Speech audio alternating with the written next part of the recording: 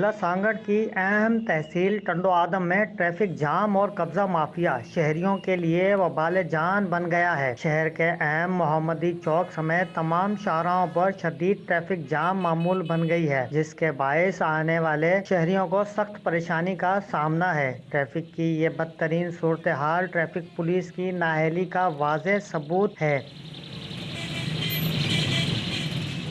محمدی چوک سمیت دیگر علاقوں میں دکانوں کے آگے کھڑے چنگچی رکشے، گاڑیاں، موٹر سائیکلیں اور دکانوں کے آگے رکھے گئے بورڈ ٹریفک کی روانی میں رکاوٹ بنے ہوئے ہیں، جس کی وجہ سے گھنٹوں گاڑیاں پھنسی رہ جاتی ہیں۔ شہریوں نے انتظامیہ سے مطالبہ کیا ہے کہ محمدی چوک اور دیگر علاقوں میں کھڑی غیر قانونی گاڑیوں اور تجاوزات کے خاتمے کے لیے مؤثر کارروائی کی جائے تاکہ عوام کو خصوصاً اسکول ٹائم کے دوران مشکلات کا سامنا نہ کرنا پڑے۔ انہوں نے مزید کہا کہ شہر میں مکمل ٹریفک کنٹرول سسٹم قائم کیا جائے تاکہ شہری سکون کے ساتھ سفر کر سکیں۔ کیمرہ ٹیم کے ساتھ TNF نیوز، حسنین عاشق علی، سانٹ، سانگڑ۔